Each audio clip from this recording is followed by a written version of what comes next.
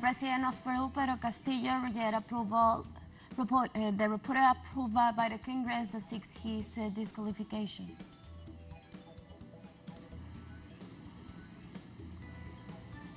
On Friday, Paris hosted a new meeting between the government of Venezuela and the opposition.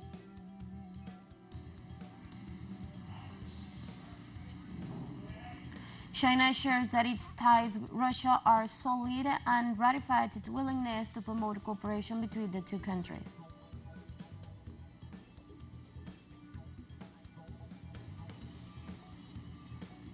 Hello, welcome to From the South. I'm Ana Marrero from the teleSUR headquarters in Caracas, Venezuela. We begin with the news. Stay with us.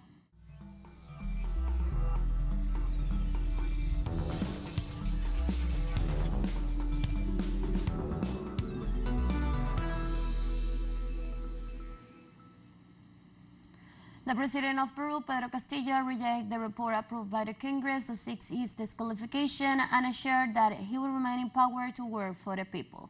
During a meeting with the leaders of the district of San Juan de Lurigancho in Lima, the President affirmed that citizens are the main witnesses of his actions and are aware of those who work for the welfare of the people. With 11 votes in favor and 10 against, the Subcommittee of Constitutional Accusations of the Congress approved this morning the final report that recommends the constitutional accusation of President Castillo for the alleged crimes of treason. Castillo stated that the approval of this report does not generate conflicts for his government because it is focused on working for the people, and they hope that the Congress will act in the same way.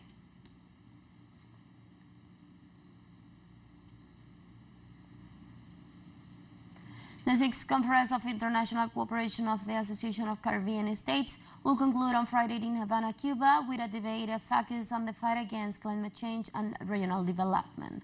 The conference discussed projects to mitigate the climate crisis, 6 ways of economic development through regional trade integration, and provide connectivity. The association also seeks to promote sustainable tourism, which has affected by the health crisis. During the intervention, attended presented a specific initiative which seeks to reduce the impact of climate change on coastal erosions, improve the management and administration of waste of the sea, and analyze the migratory mobilization caused by global warming.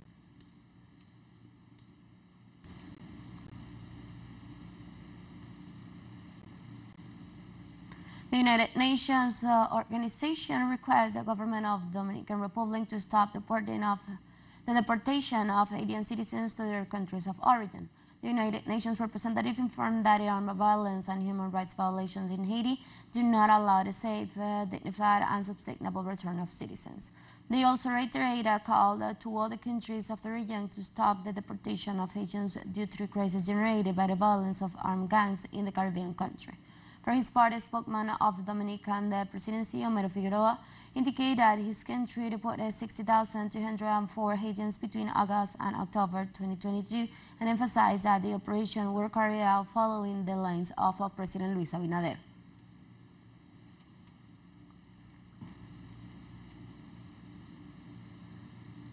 The 8th meeting of the Puebla Group is taking place in Santa Marta, Colombia, focusing on the importance of building a progressive political integration agenda in Latin America. Under the slogan, "The Region United for Change," the meeting is attended by some 100 Latin American leaders from more than 10 countries.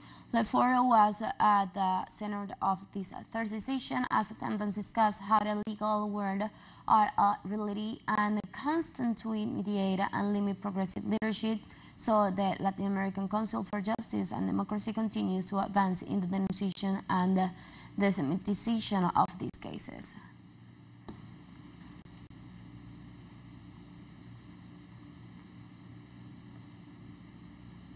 In Argentina, the Economic Commission for Latin America and the Caribbean, ECLAC, announced a 20 years ban in women's participation in the workforce during the 5th Regional Women's Conference. The regional body announced that the coronavirus pandemic triggered a setback in the labor participation for levels of women in Argentina. It also assured that if policies close to the gender JPs were implemented, The gross domestic product will increase by up to 6.9% by 2030. The document resulted from a meeting of Latin American activists and officials who debate the origin, consequences, and solutions to the overburden of unpaid domestic and care work that mainly fall on women.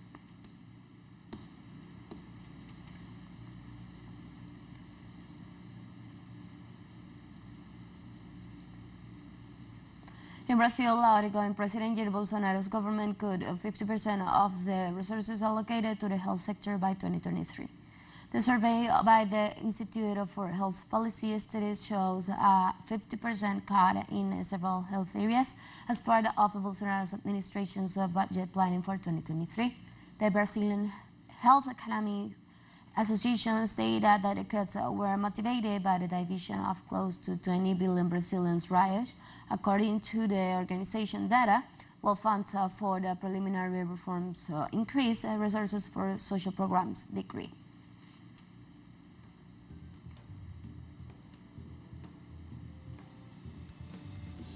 We'll take a short break now, but remember you can now follow us on our TikTok account as teleSUR English, in which you will be able to see news in different formats, news updates, and more. Stay tuned for more news.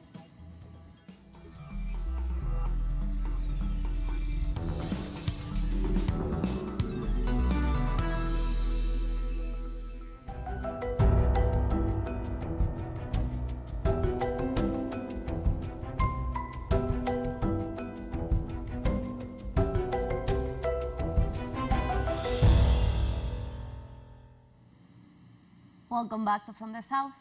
The Brazilian Institute of Special Research reported an increase in deforestation in the Amazon.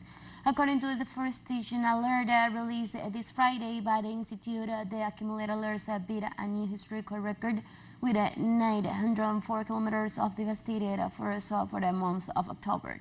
According to the information registered monthly by the Deforestation Detection System, in real time, the devastation of the forest in the first 10 months of the year already surpassed the data of 2021, when 8,219 square kilometers of vegetation were razed.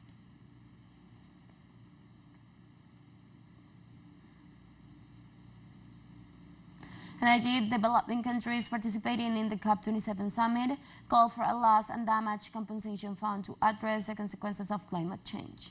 The most vulnerable nation to natural disasters caused by climate change, which are also the ones that release the least polluting elements, managed to include in the forum agenda the issue of loss and damage compensation fund to address the recovery of the nations devastated by floods, landslides, storms, and other climate disasters.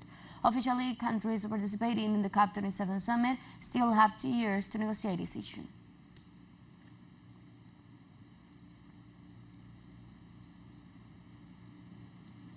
Parallel to COP27, activists from all over the world gathered to demand proper climate actions, better preventive measures, and to tell the stories that mainstream media keeps in silent. That's the case of Isabel Moneca, an indigenous activist from the Mariana Islands, who offered her statements to our collaborator Oscar Pelde regarding the environmental mark of U.S. wars in her country.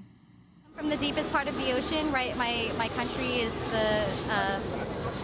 right on top of the Marianas Trench, and we have this deep, profound relationship with the ocean and our small islands they have provided for us for 4,000 years. And in the last 100 years with U.S. colonization, we've seen the erasure and erosion of our culture and a lot of degradation to our environment. Contamination is pretty much a guarantee with military activities, but cleanup of their contamination is never a guarantee. We see this in Hawaii, we see this in Okinawa, we see this in many other locations where there's military bases, that environmental degradation is just rampant, and they don't and are barely ever accountable for the cleanup aspect. U.S. President Joe Biden vows at the UN climate talks on that the U.S. was on tracks to slash its carbon emissions. Original nations to ramp up their own efforts to avert global warming. Permanently bend the emissions curve. Every nation needs to step up. At this gathering, we must renew and raise our climate ambitions. The United States is acting. Everyone has to act. It's a duty and responsibility of global leadership.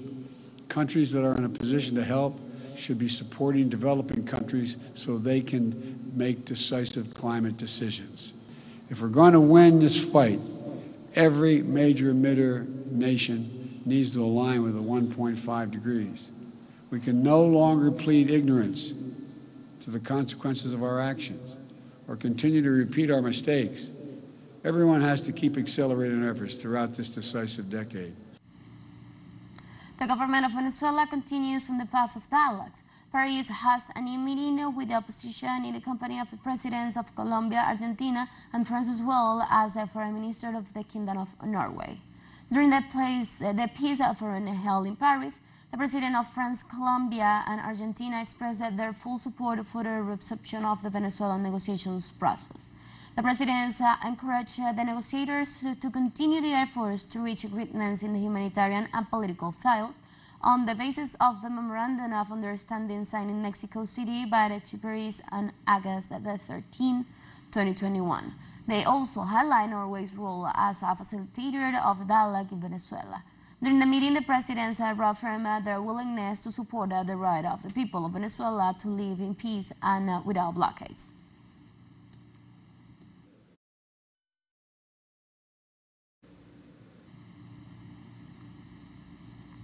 The president of Colombia, Gustavo Petro, urged for a change in world drug policy during the fifth peace forum in Paris. In his speech, the Colombian president insisted that drug consumption should be a public health issue, so he suggests that the resources that are invested in the war on drugs could be allocated to the preventing of drug intaking. President Gustavo Petro also stated that the war on drugs, which has left millions of Latin Americans dead, is a sign that this policy has failed.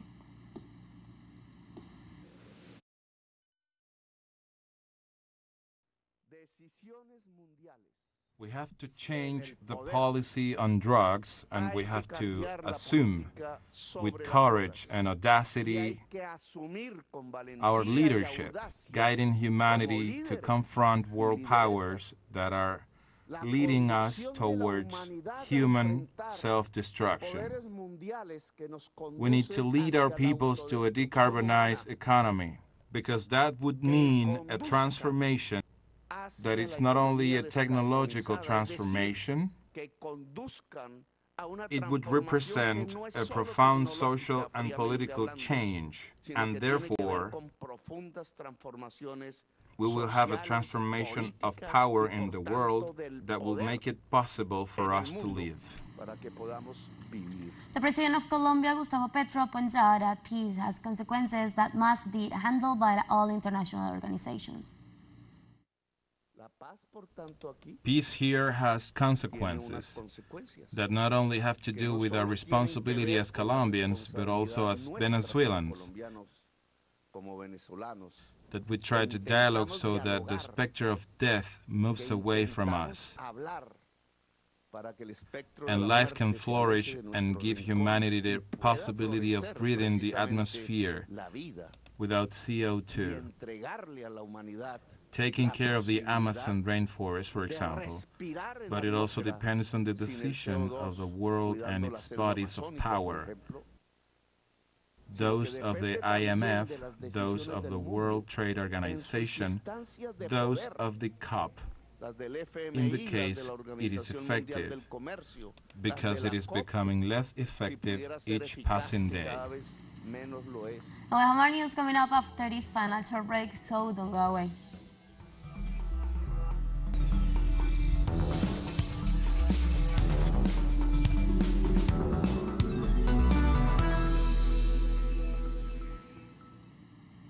Welcome back. Family members and colleagues of assassinated Palestinian journalist Shireen Abu Akleh told United Nations investigators she had been deliberately triggered as part of Israel's wide-scale war on Palestinian media workers. The killing of the veteran of Al Jazeera reporter, who was wearing a bulletproof vest, Mark Press and Helmut was shot in the head during an army operation in Jenin refugee camp in the occupied West Bank on May 11 as a subject of one of the first of a series of a public hearing of the United Nations. At the hearing, family members and colleagues demanded concrete accountability and justice for the crime. The hearing are being hosted by the Commission of Inquiry created by the United Nations Human Rights Council last year to prove the root cause of the decades-long Middle East conflict. Israel killed Shirin Abu Akleh, and they tried to kill me and other colleagues in cold blood. We were standing in front of the Israeli soldiers and they were looking at us the same way we were looking at them. However, they fired at us with the aim to kill us. The bullet they fired it here, but as I turned, the bullet hit me from behind. They shot Shirin Abu Akleh here. They could have aimed at her and hand or feet, but they wanted to kill her. We should expose the occupation and try whoever gave the green light to kill Shirin Abu Akleh. Ugandan authorities extend a 3-week lockdown on 2 districts at the center of an Ebola outbreak, which has claimed 53 lives, curbing travel and closing public places. Health Minister Ruth Nason said that the lockdown of Mubende and Kasanda district will be extended for another 21 days. The lockdown increased adults to down curfew, a ban on personal travelers, and the closure of markets, bars, and churches. Since the outbreak was declared in the central district of Lubembe on September 20, the disease was spread across the East African nation, including the capital, Kampala. The Easters are now circulating in Uganda is known as the Sudan Ebola virus, from which there is currently no vaccine, although there are several candidates vaccine geared towards clinical trials.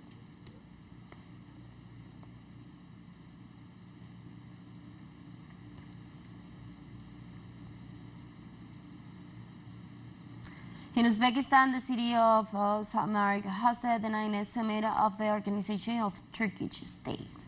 The event, also known as the Summit of the Turkish-speaking countries, brought together the head of states of Azerbaijan, Uzbekistan, and Turkey, among others. The committee, of which Hungary and Turkish ministers are the observers members, as a population of more than 200 million people and significant energy potential, military development, and strategic transport routes. The union of this bloc of countries is a process that has been underway since the end of the Soviet Union, when representatives of Central Asian countries that are in various ways related to history and the cultural tradition of Turkey were convened in Ankara.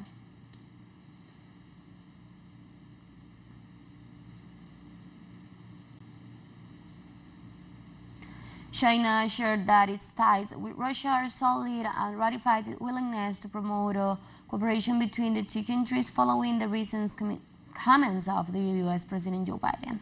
According to the spokesman of the Chinese Foreign Ministry, Zhao Lijian, Beijing and Moscow are two great strategic partners, and both are the guide principles of non-alignment, non-confrontation, and not forming alliances against third parties.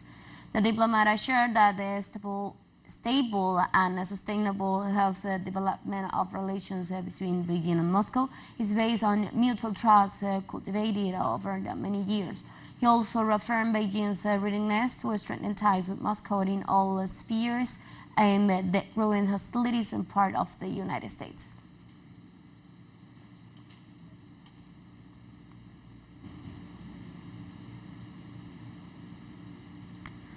China highlighted condemned El Salvador for the completely abolish the so-called free trade agreement with the Taiwan region, which is where the greater national interest lies, and it is what the people desire, said Foreign Minister spokesman Zhao Lijian.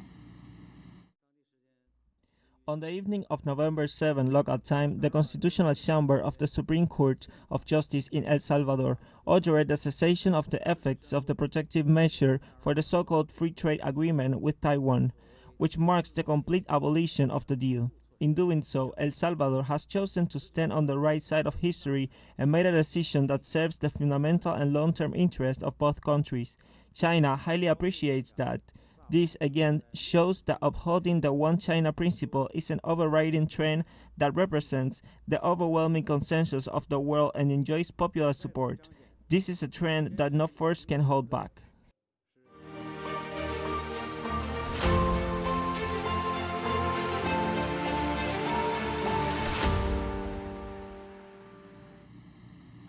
Russia's Defense Ministry, Igor Konachenkov, said its troops finished withdrawing from the western bank of the river that divides Ukraine's Kherson region.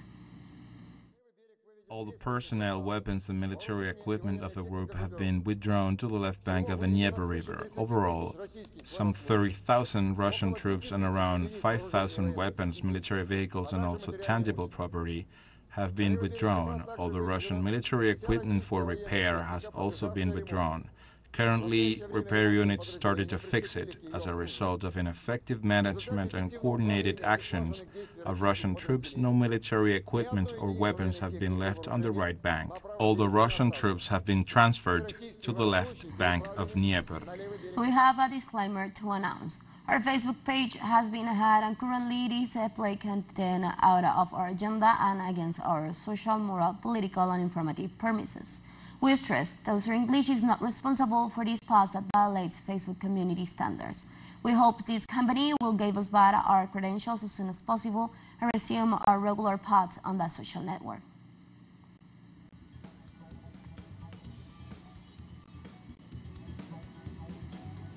We have come to the end of this news brief, but you can find this and many other stories on our website at telesurenglish.net.